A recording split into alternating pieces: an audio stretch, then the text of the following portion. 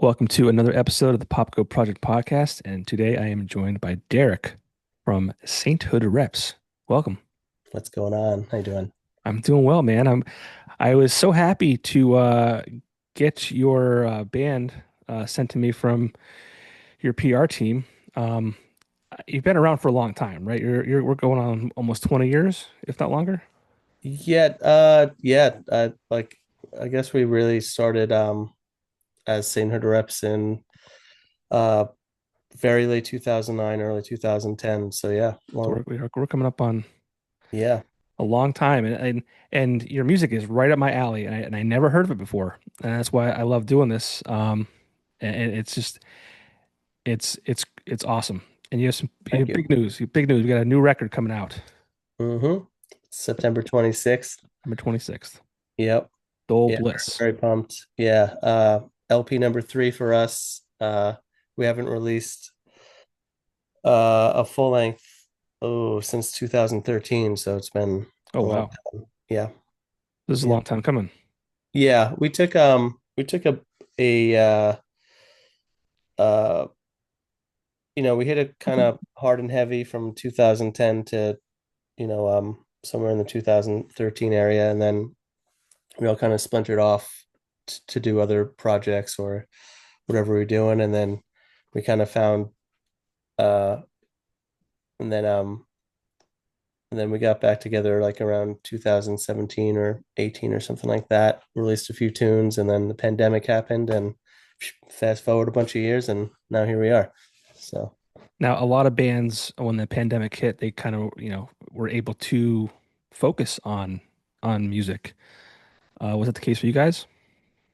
not entirely, not together as a collective. Yeah, like I own a I own a business where I was like just I was open every day. So I was like knee deep in work for like a straight year. I don't feel like I had like one off day or something, but eventually, it was like the classic tale with that where we were able to send each other stuff online, which is, just that's not how we work. We're more of like a moody band where we got to sit in the room together and play. So, but there are definitely a few there's a few tunes from the pandemic times that made it onto this record. That's cool. Yeah, were you one of those like what do they call those workers in the pandemic? Um, Essential. I was Essential. That's it. essential. Yes. Yeah. Yeah. Very essential. Um, I wasn't saving lives or anything, just serving people their beer, soda, and water. So That's essential. it was, everyone said it was essential. So we went with it. I But was considered essential too as I was a sales rep, but I was in media. So the media in general was deemed essential. mhm, But try and sell advertising during a pandemic when right. there's nothing going on. It's very difficult. Yeah. I mean, I guess conversely, though, like everyone's eyeballs are somewhere, right? Yeah. Because they're forced to be. I don't know. Yeah. I guess it's how you look at it. But I remember that March, it was like, so I work in radio. Mm. And the team at the time we were at our March number as a team, like the first week of March. We were cooking, ready to move. And 2 weeks later, it went from being over our number to Severely down. Yeah. severely down. Yeah, I spent more Yeah. time removing revenue than I was put it on. Yikes. Yeah. That's tough. Yeah, it was. Yeah, it was. It's funny like that time was like depending on the job you had, like it was you know either the all-time, the revenue coming in was just the best probably numbers you'll ever do in your lifetime, or or the other side of the coin was you're getting laid off and Yeah. your business went to a standstill. So yeah, strange times. Yeah, it changed a lot of things. I was just driving home from an event on Friday night. It was between 10 and 11. And a lot of places here now, their kitchens are closed to 10 o'clock or earlier. And I was passing bars on a Friday night. They were closed before Yeah, 11. that's so nuts. Yeah. Yeah, people just aren't. Yeah, I Back when think I was, I was I did that with my store. We were running like whatever pandemic hours, and then like I don't know, we just never like that. We just morphed into those hours for some reason, even though there's no need to cut them back. We just did, and then we're like, oh, this lifestyle is a little nicer. Less hours. This is great. So yeah, just rolled uh, with that. a lot of bars kind of like enjoy it because they're closing 10, 11, maybe midnight at the latest, and they're saying that they're doing a lot of numbers before then, and they're home earlier now, and they're not dealing with really drunk idiots out at Yeah. 2 o'clock in the morning and getting out of Yeah. control. And Yeah. What's the old adage? Like nothing good happens in a bar after 2 a.m. I You know? always say that, yeah, Yeah. nothing Yeah. good happens after 2 a.m. Yep. Yeah. It's just crazy because I think about, when I was early 20s and even up until, I don't know, early 2010, 11, 12, like, um, it just, I mean, you wouldn't go out until 10 o'clock. Right. Exactly. Yeah. Just getting started. Yeah. Yep. So I don't know what kids are doing these days.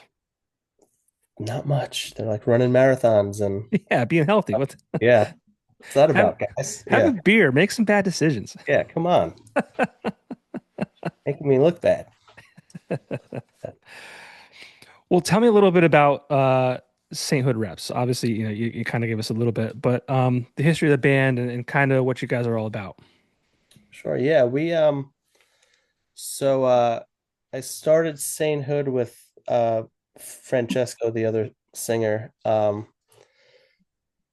We had various projects. He lived in the same town as me, and so we had I I I was always like a hired musician, so I toured around in a bunch of bands, and when I was home, we would jam.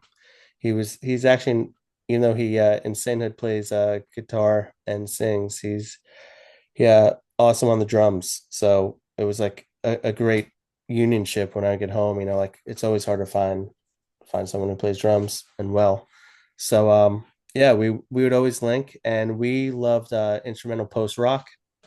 So we love a lot of stuff, but at some point in the early 2000s, that's what we were really into and jamming on a lot. And it was always just for fun. And then at some point, like around that 2009 mark, um, he showed me some songs where he was singing and playing guitar. I was like, hey, this is really cool. Like let's form, let me get involved here for real, and let's, start a band. And so yeah, we it was a pretty wild story in the sense that at that time I was like a super active touring musician, and we had some friends uh book us a tour uh based off of zero merit at all. We only had one song on YouTube, and yeah, the tour attendance wise was horrible, rightfully so. But I was so busy that I didn't meet the band that became Sainthood Reps until we were in the van on the way to the first show. Um, and so it was like literally like I just, because I was again just like out working all the time on tour, so we had no time to practice. So Chesco kind of recruited this band, and he gave him the green light and said, they were good players and cool people, and so I just trusted his decision, and jumped in the van and did the hey, how are you, and off we went. And then so obviously, uh, you know, those first 10-20 shows were like the most brutal way to cut your teeth, like trying to like gel with practical strangers, songs that you haven't even really played together. We had like one rehearsal somewhere before we played the first show. Really, it's not good all around. Yeah, and then we quickly got um, some attention from some labels, and uh, we wound up on Tooth and Nail Records, and they had some bands that we really admired at the time, Me Without You, and like Starflyer 59. And they, as a label, like they weren't necessarily like the best fit for us. But all the people behind the scenes were really cool, and they were really into what we were doing. And they said, like, at that time, all the things we wanted to hear, you know, they're like, you want to be a noisy band, just, go do noise. You want to, chase that Jesus Lizard sound, or chase, whatever we went into, Polvo, Jesus Lizard, whatever Maniac bands we were listening to then. And so they were saying all the buzzwords. So we were like, we got to sign with these guys. They know what's up. And yeah, we did that. That record was our first record, Monoculture, that came out in 2011. And then we toured a bunch off of that, and then switched labels to No Sleep Records, which doesn't exist anymore. But they kind of at that time had aligned with a lot of bands that we started touring with, like Law Dispute and Balance and Composure and other bands like that. And that's at that time, those bands were on that label. And then yeah, like after that record came out, Headswell, the second record in 2013, we did a couple tours, and that's, like I said, then we kind of split up from there for a while. And you mentioned a bunch of those bands, and you shared the stage with those guys too, like Law Dispute, Balancing Composure, Tiger's Jaw, which is from the area that I'm from, Oh yeah, the Wilkes-Barre that's right. Scranton area. Yeah, Actually, used to work with Brianna at nice. a screen printing shop. Oh, great. Yeah, Yeah, speaking of being a hired musician, I was hired musician for them for a while. really, Yeah, right on the Charmer record, like around that era, like so that 2014. So yeah, like when I was saying, like other projects we disbanded for, like when I left Sainthood, I not left, but when we disbanded, that's where I went. I went to Tiger's Jaw, played with them for 2 years. that's So awesome. I didn't know that. yeah, yeah. Small But world. yeah, man, been a curry donuts a bunch. Uh, you know, So you're oh, familiar with the Wilkes-Barre area then, I guess. yeah, oh yeah. Nice. Um, you know, performing with those bands and the same stages and things like that. How do you think has that shaped your sound at all? Like, Um, no, not particularly the sound. So like our like like a lot of them would be like companion bands that kind of just like found each other, and obviously the nuances are different, but the same ethos and idea in a broad spectrum scope. I could see how we all fit in together. But it definitely uh it it there's like a level of excitement and like watching those bands play every night, and then watching people, like flip out over what they're doing. And it definitely just makes you want to play at your best, play at the top of your game, and you're getting sometimes like when you're on tour, it could be a lull, a drag or whatever, but when you're playing with the bands, that are like just like the best people, but then, you know, they're absolutely slaying it every night. You want to step up and make sure yeah, you're at your best. And that synergy really, is like electric. Like when it happens, it's cool. yeah. And for anyone who doesn't know, your band, describe your sound and what it is. Uh, that's so hard to do because I feel like anytime I show uh, uh if I show someone in the band like a song that I think is a blatant ripoff of, you know, a certain sound or a band, or vice versa, Chesco shows me something, 9 times out of 10, no one gets the reference, and they're not, you know what I'm saying? Like, I Yeah, think when you're so emaciated in your, or emaciated, not emaciated, yeah, no, immersed yeah, in your, I'm so thin. If you're like just like immersed in your art, like I don't know, it's hard to like understand really what you sound like, but I definitely would say, live, I don't know if it comes across on record, but live it's super loud, fuzzed out guitars meets super clean, washy guitars, very, loud, quiet kind of band, kind of dream pop, kind of grunge, new gaze, since that's a like a term now that didn't exist. But yeah, those kind of worlds, kind of all colliding into one weird sound. Yeah. I don't think it's weird. I don't know how to describe it either. And I've been like racking my brain trying to compare your sound to something else I'm familiar with, and I just couldn't do it. I have a bad habit of trying to do that sometimes. Yeah. I can't put my finger on it, but like it's like I said, it's right in my wheelhouse as far as like stuff that I love.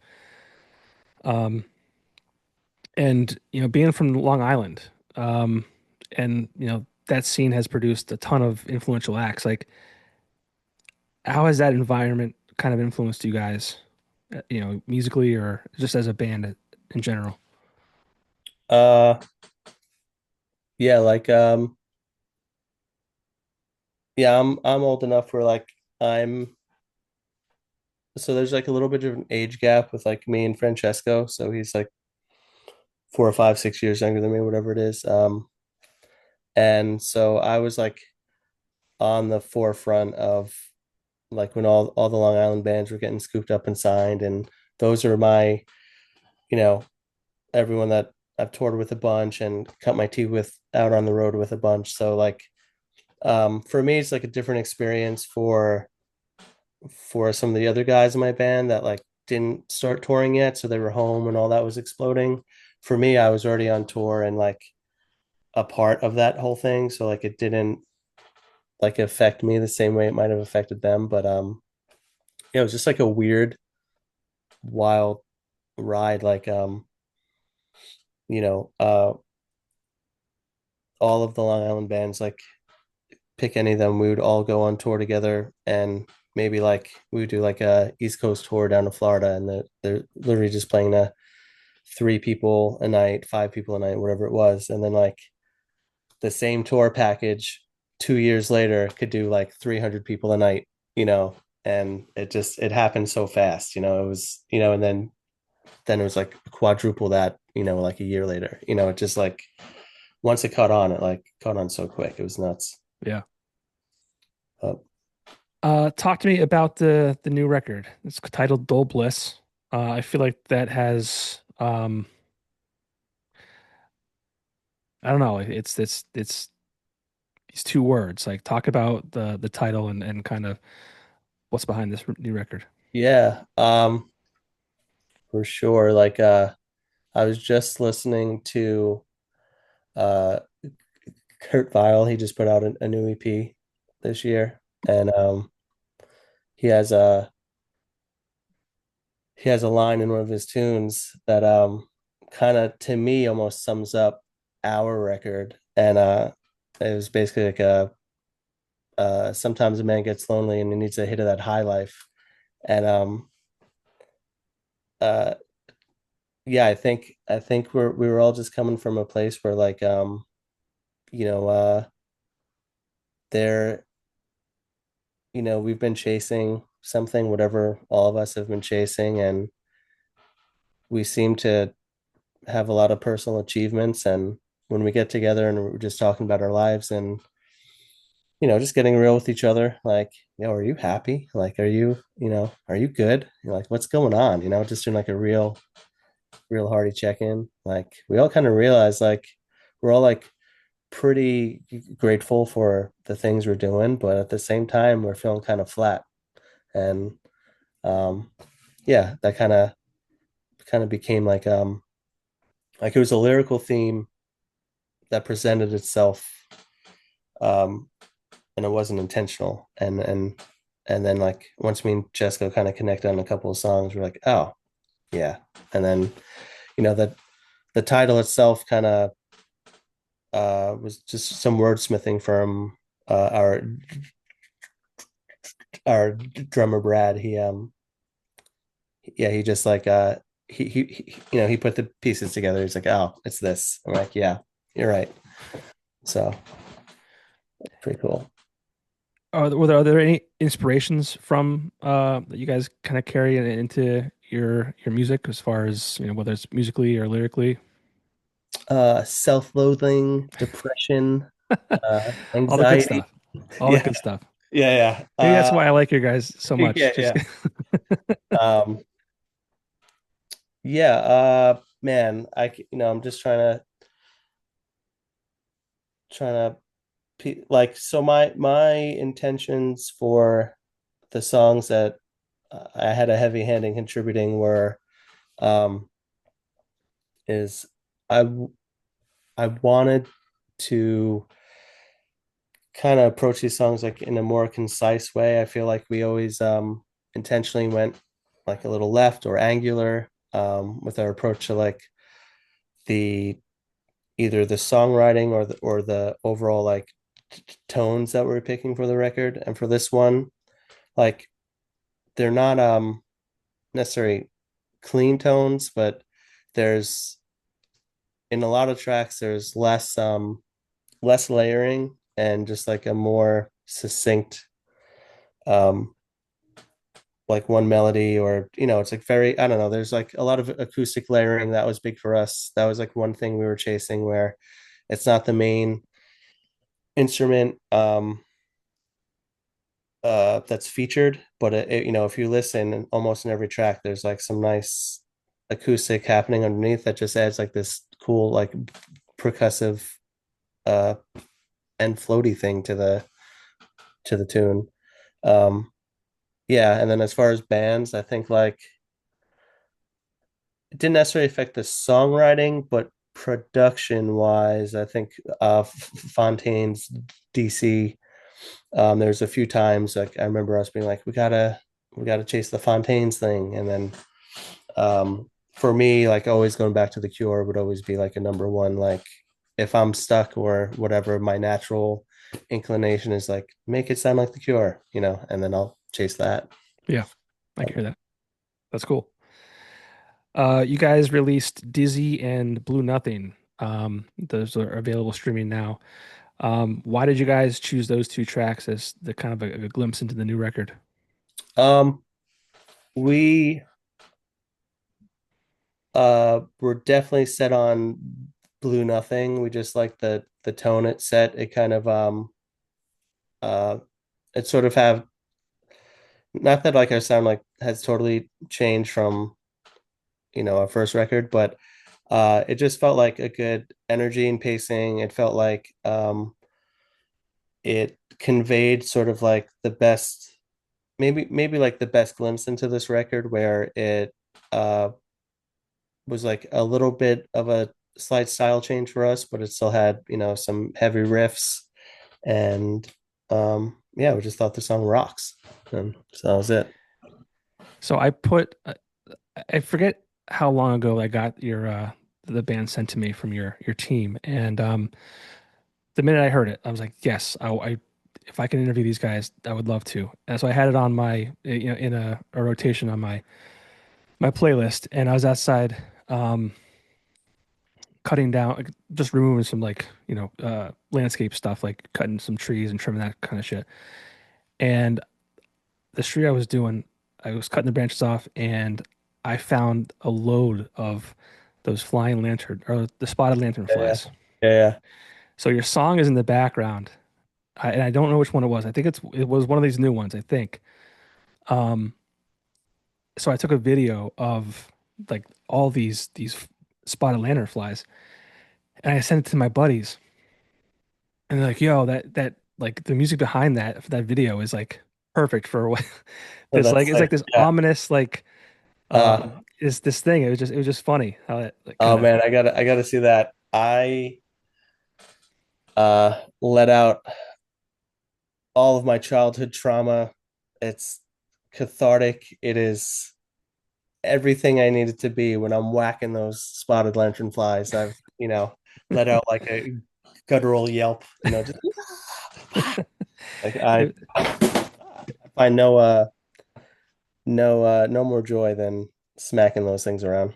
Yeah. yeah, it was I never saw so many in one place before. It was just Mm. like it was like kind of scary. Yeah. What did you wind up doing? Did you like just try to stomp them all out at once, or Yeah, well, they were on a or branch, method? so I was like, I don't know, like Yeah. I took my gloves off and I started like swatting Uh, at them. oh man, I would But have been stomping hard. Yeah. I guess there's.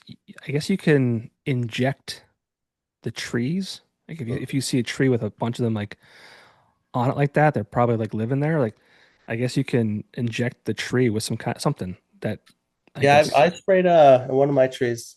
Um, uh, I had I don't know, some sort of spray. We were super suspect on it, and we're like, what's the worst that could go wrong? We're just going to spray a bunch of chemicals on this tree, see what happens. And it seems to have worked.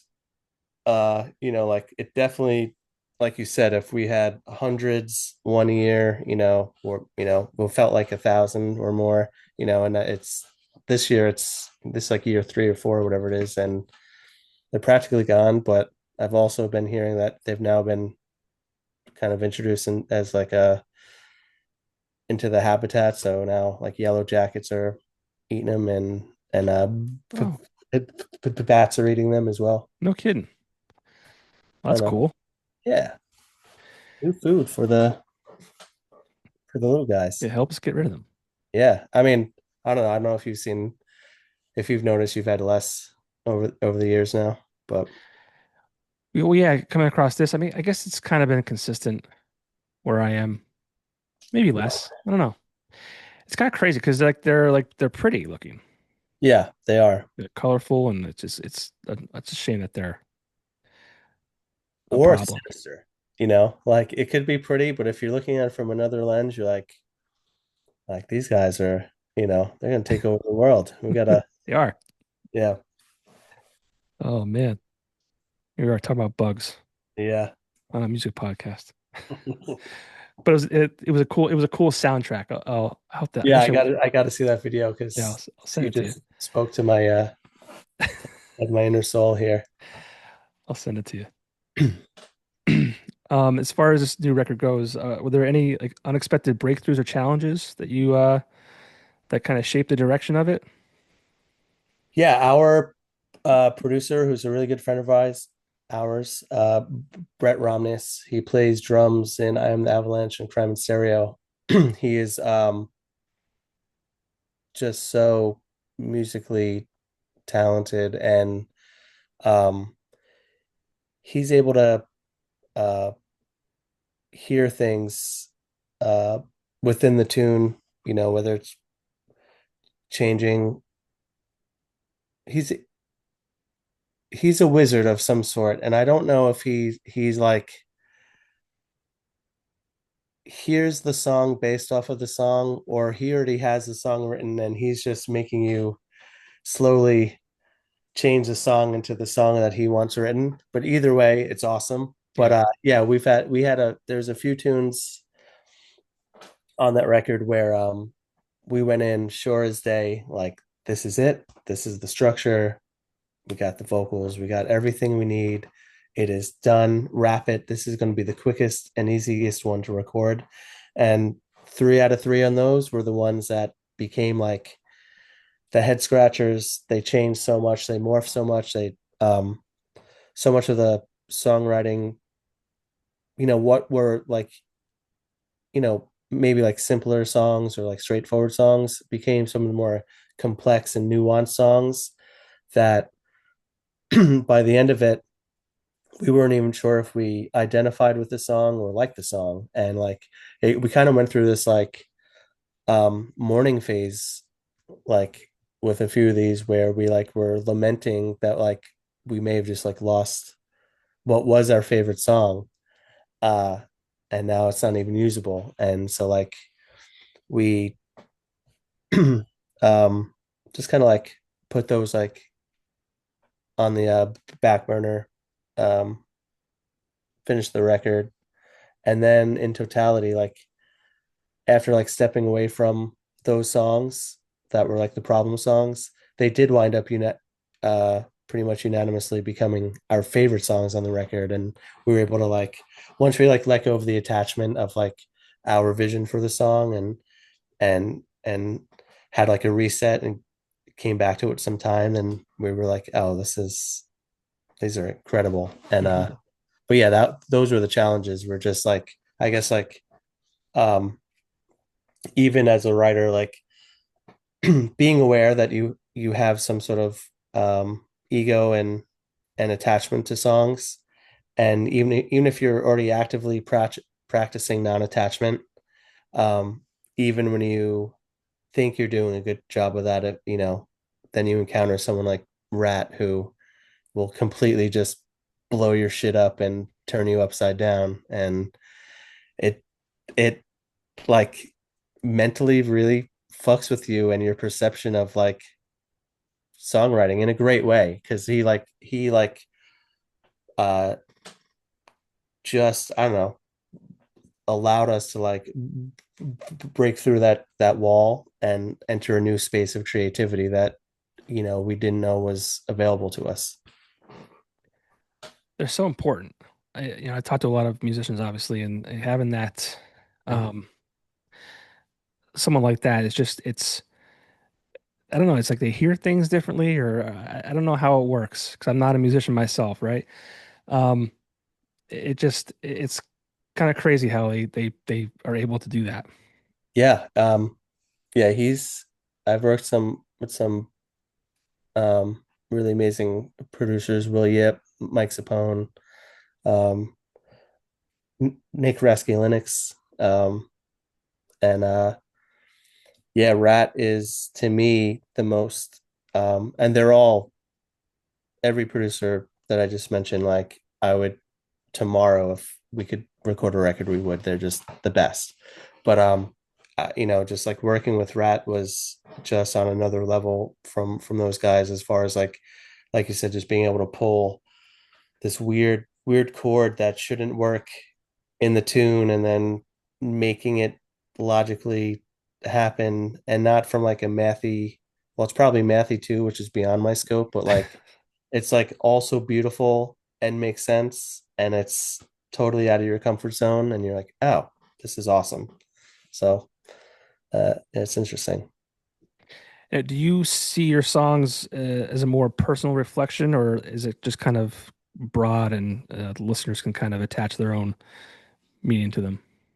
um yeah, I definitely write from, me personally, I write from experience, or uh some of it's stream of conscious, just like what's going on, you know in my mind that day. And then that's usually like where the song starts, and then I'll kind of look for, uh try to see what I was trying to say in that like stream of conscious thing, and then either relate it to, it's usually something personal, whether it's could be a story about a friend, or a blend of, my own feelings, thoughts, and also a situation that might have happened. But yeah, and then Chesko, I don't want to speak for him, but um, he, I would say like the core difference in our lyrics are mine, at least on paper, maybe a little more straightforward, and his, to me, seems like, although they may be very personal, also he has a nice way of like leaving it kind of open, in my opinion. But And you guys have received like praise from outlets like Brooklyn Vegan, Spin, Punk News. How has that given any validation to your creative process at all, or confidence rather? um yeah, yeah, that's always nice. Those things are always really cool. I think we feel more, uh it feels more impactful for us, like when another band is like, that was the shit. Like we just Yeah. played a show with, The World Is a Beautiful Place, and they asked us to do one of their reunion shows, and we were chatting before the show, and they were just saying, that, they were like super kind, and just saying like, our first record, Monoculture, at that time was, really impactful for them. And like for me, like hearing that versus, getting like the best write up in the world, like I'd rather hear that 10 times, but it's cool. Yeah, it's definitely, who doesn't want to hear, Yeah. that what you did, was worthy of being written or talked about. It's cool. And how about your fans? I mean, are your fans very do they communicate to you like how much your stuff means to them?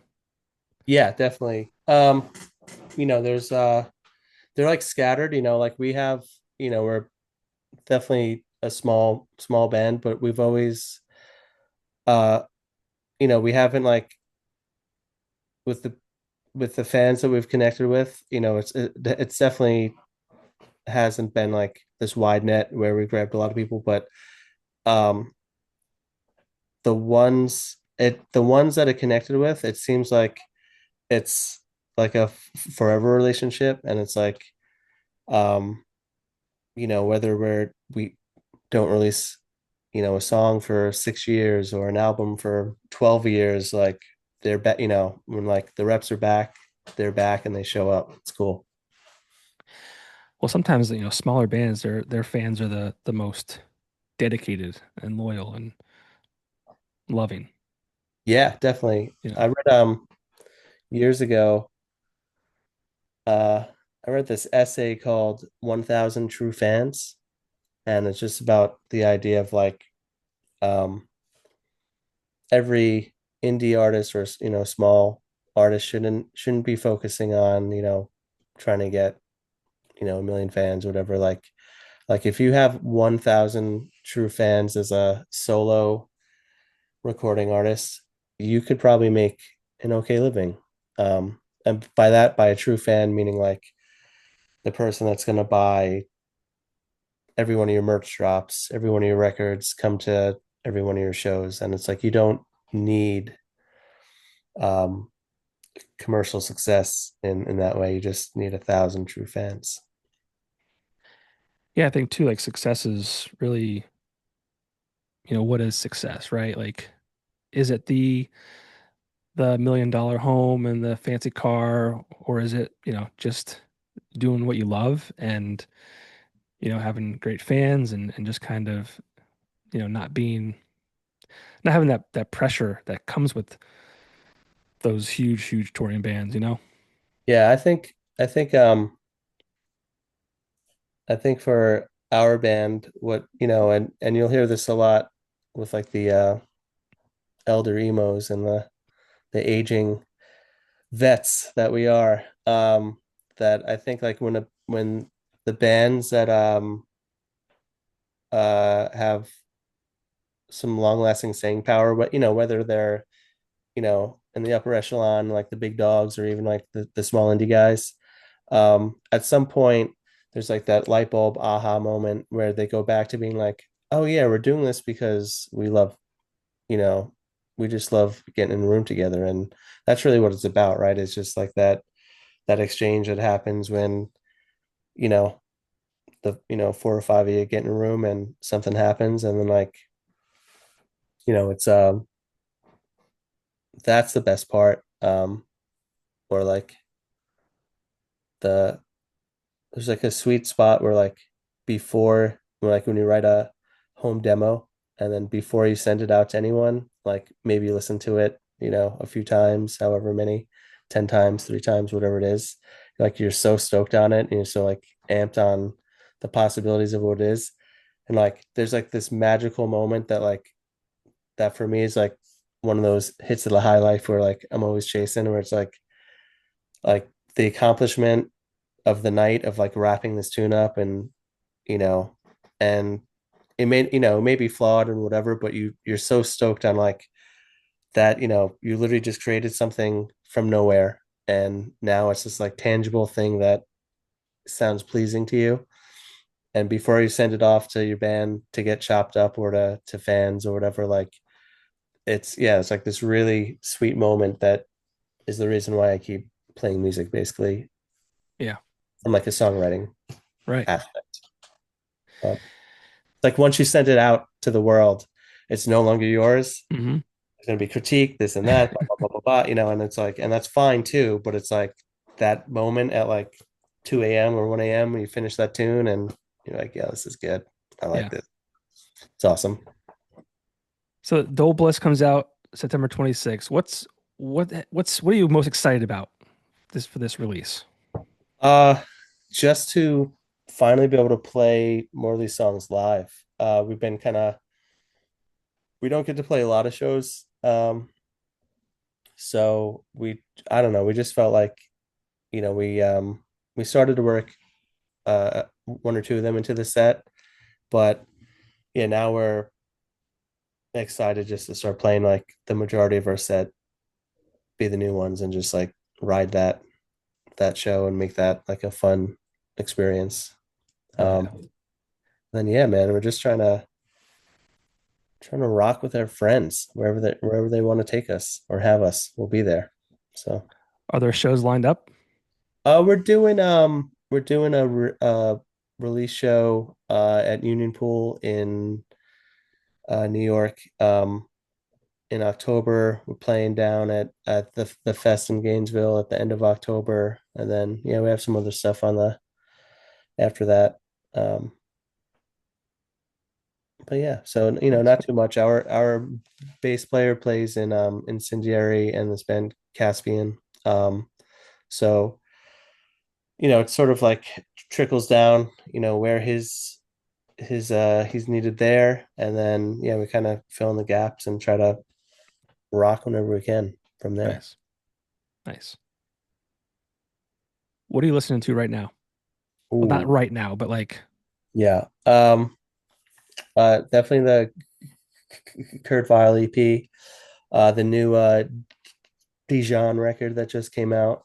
Um, that those definitely in my top two spins. And then Military Gun. What else just came out? I cycle through.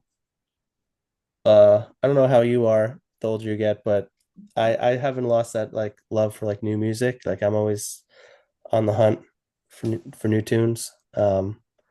So my consumption rate is pretty high, mhm. and it doesn't usually last very long. So On to the next, right? yeah, yeah. Not in a bad way, but like, Right, of course. um, but yeah, I think the the biggest record that had like the longest lasting impact definitely was the last Fontaine's record. And then yeah, I went down like an Oasis rabbit hole because of the reunion shows. Mhm. Um, yeah, that's that's where I'm living pretty much right now. I have been obsessed with PDUSA. Oh yeah, cool. Yeah, Obsessed. I haven't.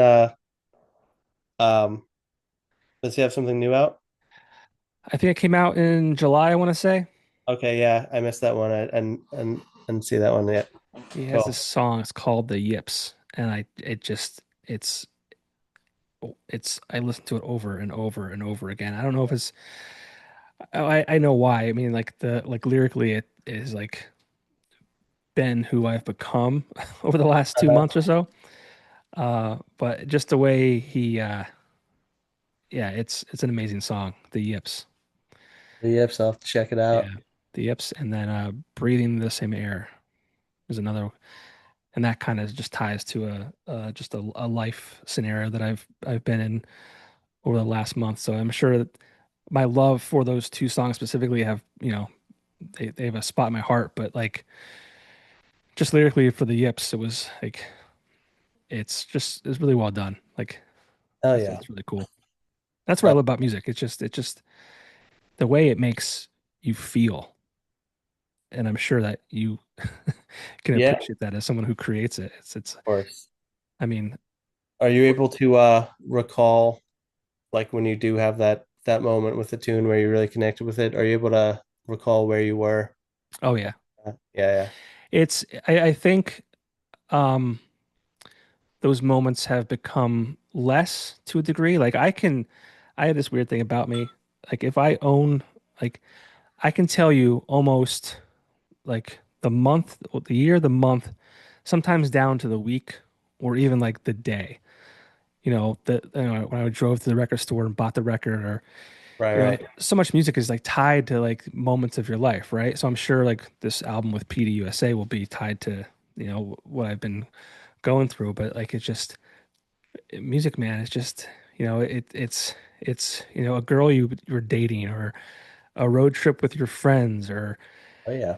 oh, it's just so like yeah, it's an incredible thing and so thank you for creating music that people can tie to their lives. Yeah. Yeah. Thank you. Yeah. Yeah, I agree with that 100%. It's like, are you one of those guys that you get the chills when you hear certain tunes? Yeah. Goosebumps, yeah. And not everyone, I was shocked to learn that not everyone Not has everyone that. does. Yeah.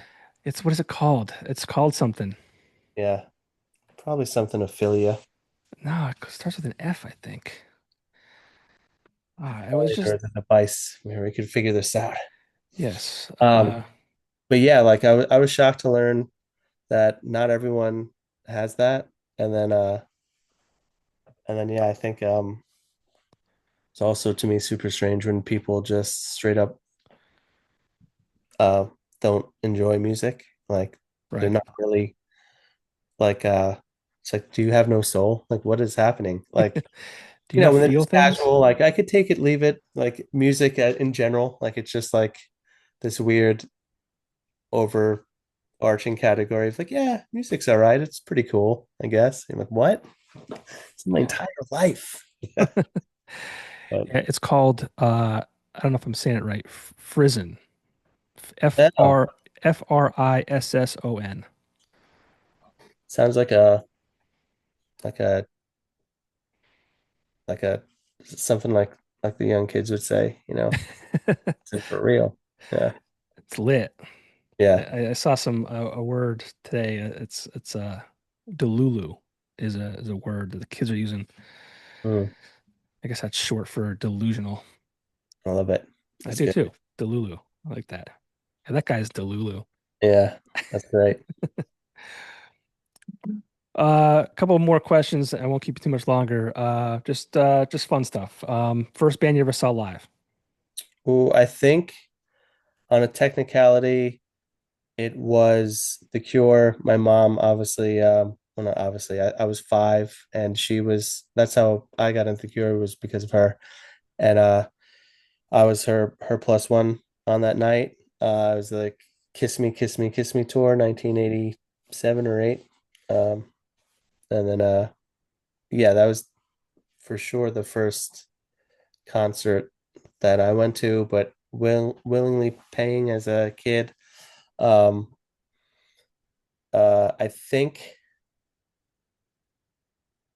oh man, I think it was Primus, because it was the first night I moshed too. It was like it was a really big night for me and the boys. But yeah, I think I'm gonna go with Primus as like my first like stepping out on my own show Okay. or concert. Yeah. All right. Dream tour lineup, living or dead? Woo! That uh we're playing or just watching? Just watching. Either Like, one. Pick one. We all right. can maybe you're going to see it. Dream tour Oh, lineup, and then yeah. your band's going to open for them. No, that would ruin the equation. It'd be more fun to Dream Tour lineup, trying to keep it to 3. Yeah. Oh, that's so tough. Oh man. Uh Hendrix is coming to mind. Um yeah, I gotta stand in front of his amplifiers and hear him rip. Um and like, oh, this is good. I'm gonna go something old, something new, something borrowed, something blue. Gonna go Hendrix, gonna go I'm gonna go, yeah, I'm just gonna go Hendrix, The Cure, Police, and throw in SZA. Why not? Okay. All right. Weird mix. That's okay. What's the most Long Island thing about Sainthood Reps? Probably our like ability to critique and put down anything and everything from each member of the band. Like even if it's something we love, you are gonna get chewed out about it in, like in a razzing way. You know what I'm saying? Like, what do you mean? You like Starbucks? Are you kidding me? Starbucks? Like, and we could just see, someone, it Yeah.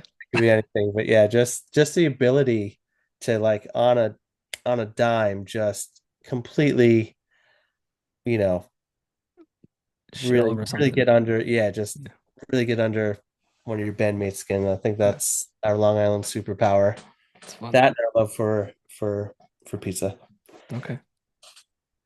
Well, if you love pizza, then I'm sure you had some NEPA pizza Oh in yeah. your time here. Oh yeah. Definitely love the sweet sauce. Yeah.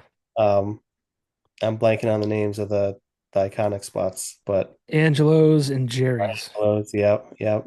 Great. I know Scranton, Ben showed me a bunch of the Scranton spots.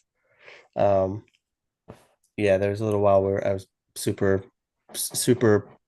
plugged into all those slices. I gotta say, I love I do love a sweet sauce. It's great. Yeah.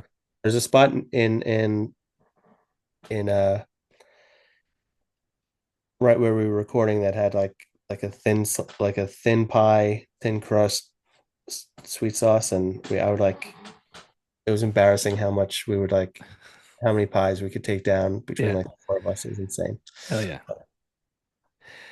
Who's the biggest perfectionist in the band? Oh, that's our bass player Yanni, without a doubt, 100%. Like nothing, nothing is very particular. And I mean, I think that's also his strength is like he's a really good editor. Um, but goddamn, can it be hard to, if it gets past him, you feel like you've just like moved a mountain, Hell yeah. like That's funny. One song that you wish you had written. oh, that's great. That's a great question. Great question. We'll go to try to go to oh man, I'm so bad with song names. I know it's tough. I'm gonna go to a friend's band. We'll keep it Pennsylvania. We'll go balance and composure. And I'm gonna say, I mean, there's a few I'd pick, but Midnight Zone by Balance and Composure. Okay. That's the answer. I think they're from Doylestown, right? Doylestown, yeah. Yeah. Yep. When I launched, so I host like a show on the radio, and it's dedicated to local music. Um, and I don't know how we got their music, and I mean they're out of our listening area, but I think one of my first shows featured Balance and Composure. Oh, that's so cool. That's Yeah. awesome. Yeah, we grew up with them. They were like for Sainthood. Um, they were like they played our first Philly show, and it was one of their. Oh, it's definitely not their first Philly show, but it was very early on in their career as well. And they played our first show, and then we just hit it off from then. And then we wound up touring a bunch together. Me, and actually they're on one of our songs that's coming out on this record. And yeah, we've just had like a musical friendship since then. Nice. So many years ago, as you've pointed out. Yeah, Yeah, when I launched, it was 2017, and I don't cool. know how long they were around at that point. But yeah, it's hard to believe it's that long ago. Yeah, yeah. 2017 feels like yesterday, but it also like like we talked about, like you lose like the COVID years kind of all get crunched into like 1 year, and Yeah, then so it's like you're like that. No way, that's 8 years ago. I know. I know. It's nuts. And last question, what's next for the band after this album drops? Oh, if I had it my way, we have some songs that we've already recorded and finished, and a few that we uh to us might be like our like we feel really good about this next batch of stuff that we already worked on that we haven't recorded. But yeah, I would love to get something out next year too. But that's just me. Yeah, I love being in the studio and recording. I mean, I love playing live too, but yeah, just like once you get in the studio zone, it's the best. So yeah, if I had it my way, that would be what's next on our docket. But yeah, I think we're just trying to rock and play some shows and that's it. That Oh, man, it's a great plan. I like it. hey, that's why we're here to rock. So Well, Derek, thank you so much. Sainthood Reps, new album, Dole Bliss, comes out September 26th. Best of luck with it. Looking thank you so forward to it. much. I've had the pleasure of hearing it in full. Nice. Thank It's, you. it's, Awesome. it's awesome, dude. Appreciate you. So thank you very much. I See you appreciate it. around. Thank All right, you. man. Bye. See you.